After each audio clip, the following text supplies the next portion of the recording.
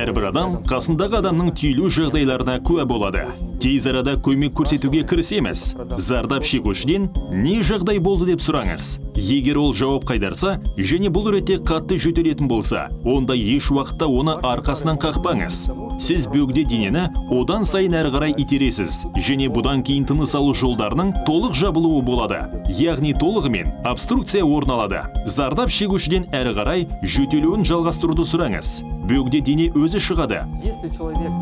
Егер адам жөтелмесе, жөтел болмаса, онда ол тыныс алмайды. Көмек көрсетуді арқасынан қағып бастаңыз. Зардап шегушіні алдыға қарай еңкейтіңіз. Бір қолыңызбен кеуде қуысын бекітіңіз. Екінші қолыңыздың алақанымен жауырын аралық аймаққа сырғымалы соққыларды жасаңыз. Бұл ретте әрбір соққыдан кейін адам тыныс ала бастады ма? Соны тексеріңіз. 5 соққы ғана жасаңыз. Бұдан әрі Геймлих әдісіне көшіңіз.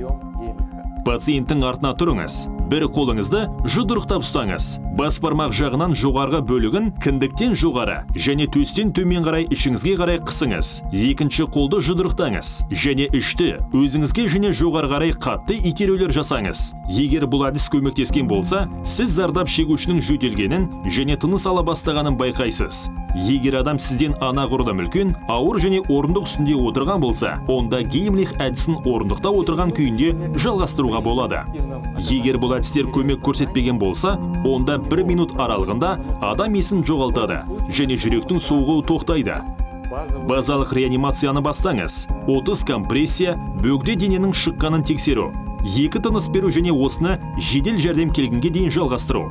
Осы жасаған компрессиялардың көмегімен сіз жедел бригада көмек көрсететін уақытты ұзартасыз. Егер сіз медицина қызметкерлері жүргізетін каникотомияны қол астындағы заттармен жүргізе алмайтын болсаңыз, онда еш уақытта зардап шегушінің кеңірдегін тесіп жіберуге және түтік қоюға тырыспаңыз.